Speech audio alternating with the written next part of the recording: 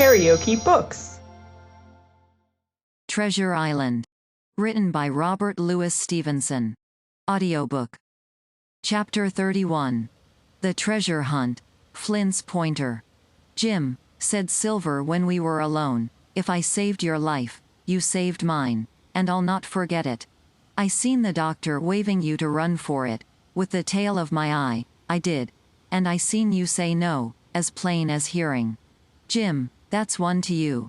This is the first glint of hope I had since the attack failed, and I owe it you.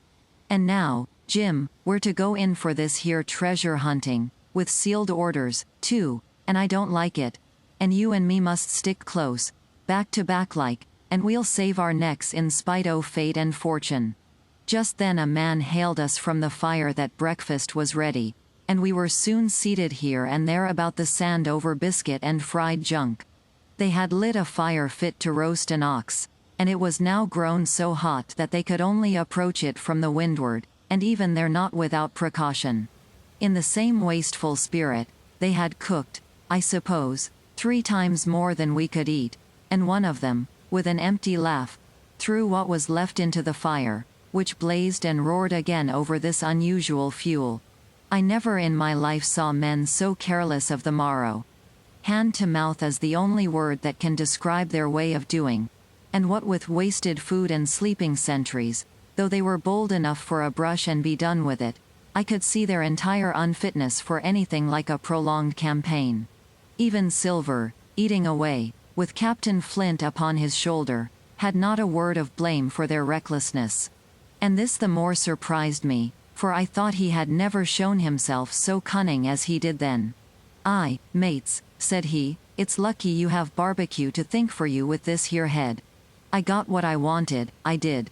Sure enough, they have the ship. Where they have it, I don't know yet, but once we hit the treasure, we'll have to jump about and find out.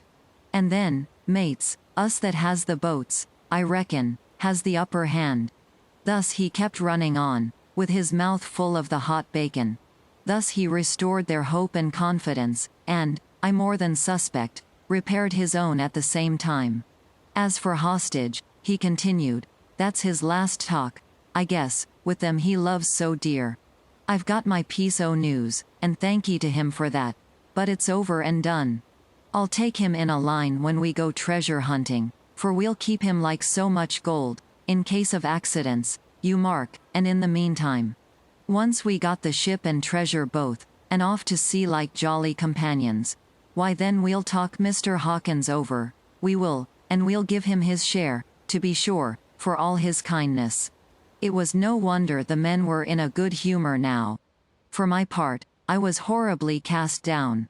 Should the scheme he had now sketched prove feasible, Silver, already doubly a traitor, would not hesitate to adopt it. He had still a foot in either camp, and there was no doubt he would prefer wealth and freedom with the pirates to a bare escape from hanging, which was the best he had to hope on our side. Nay, and even if things so fell out that he was forced to keep his faith with Dr. Livesey, even then what danger lay before us? What a moment that would be when the suspicions of his followers turned to certainty, and he and I should have to fight for dear life. He, a cripple, and I, a boy, against 5 strong and active seamen. Add to this double apprehension the mystery that still hung over the behavior of my friends, their unexplained desertion of the stockade, their inexplicable cession of the chart. Or harder still to understand, the doctor's last warning to Silver, "Look out for squalls when you find it," and you will readily believe how little taste I found in my breakfast, and with how uneasy a heart I set forth behind my captors on the quest for treasure. We made a curious figure, had anyone been there to see us, all in soiled sailor clothes, and all but me armed to the teeth. Silver had 2 guns slung about him, one before and one behind, besides the great cutlass at his waist, and a pistol in each pocket of his square-tailed coat. To complete his strange appearance, Captain Flint sat perched upon his shoulder and gabbling odds and ends of purposeless sea talk. I had a line about my waist, and followed obediently after the sea cook, who held the loose end of the rope, now in his free hand, now between his powerful teeth. For all the world, I was led like a dancing bear. The other men were variously burthened, some carrying picks and shovels, for that had been the very first necessary they brought ashore from the Hispaniola. Others laden with pork, bread, and brandy for the midday meal. All the stores, I observed, came from our stock, and I could see the truth of Silver's words the night before. Had he not struck a bargain with the doctor, he and his mutineers, deserted by the ship, must have been driven to subsist on clear water and the proceeds of their hunting. Water would have been little to their taste. A sailor is not usually a good shot, and, besides all that, when they were so short of eatables, it was not likely they would be very flush of powder. Well, thus equipped, we all set out, even the fellow with the broken head, who should certainly have kept in shadow, and straggled, one after another, to the beach, where the 2 gigs awaited us. Even these bore trace of the drunken folly of the pirates, one in a broken thwart, and both in their muddy and unbaled condition. Both were to be carried along with us, for the sake of safety, and so, with our numbers divided between them, we set forth upon the bosom of the anchorage. As we pulled over, there was some discussion on the chart. The Red Cross was, of course, far too large to be a guide, and the terms of the note on the back, as you will hear, admitted of some ambiguity. They ran, the reader may remember, thus: tall tree, spy-glass shoulder, bearing a point to the N of NNE. Skeleton Island ESE. And by E. 10 feet. A tall tree was thus the principal mark. Now, right before us, the anchorage was bounded by a plateau from 200 to 300 feet high, adjoining on the north the sloping southern shoulder of the spyglass, and rising again towards the south into the rough, cliffy eminence called the mizzen-mast hill. The top of the plateau was dotted thickly with pine trees of varying height.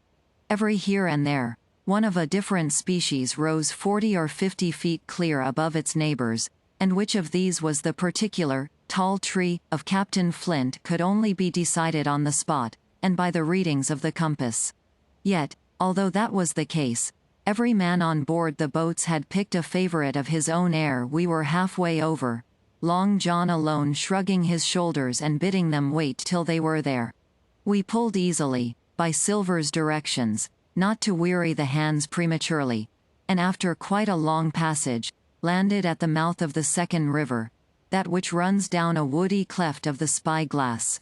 Thence, bending to our left, we began to ascend the slope towards the plateau.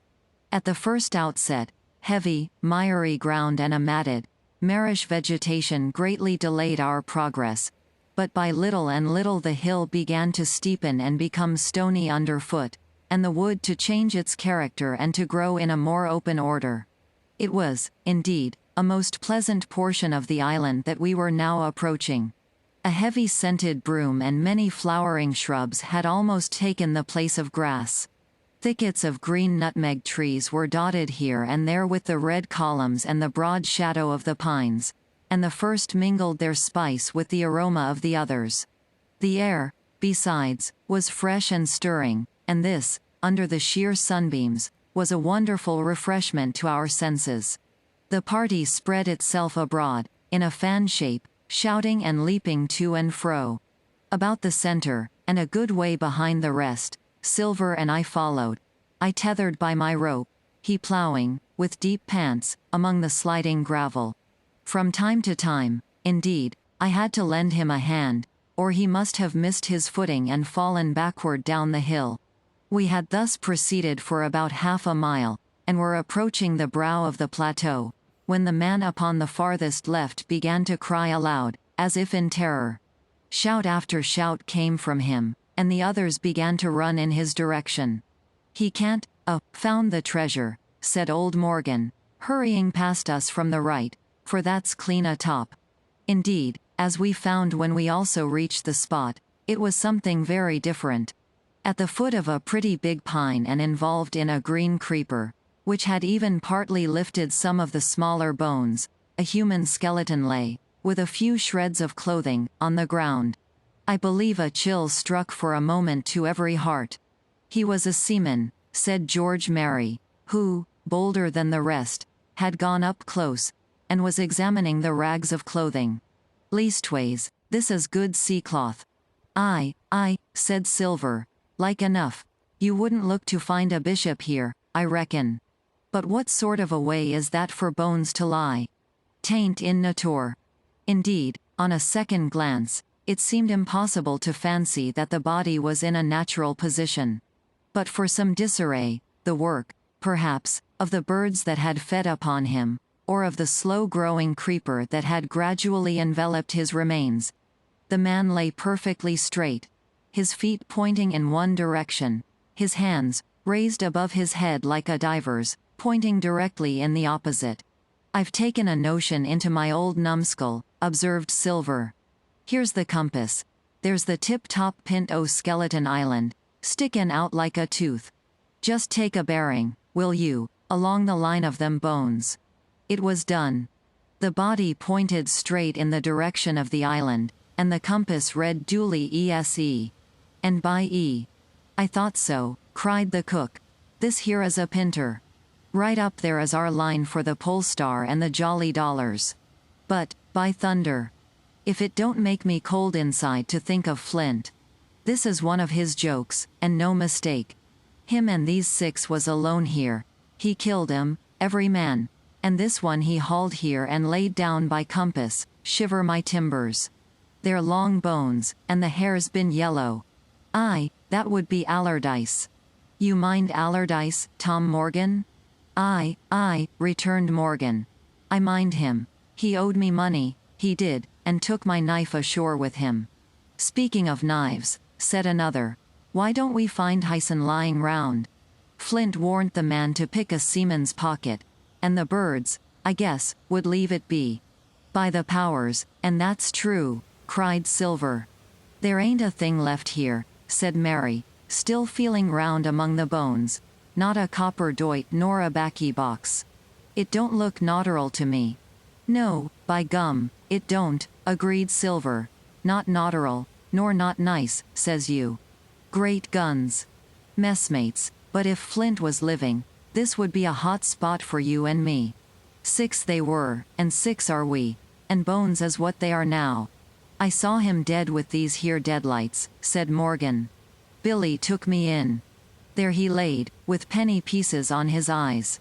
Dead, aye, sure enough he's dead and gone below, said the fellow with the bandage.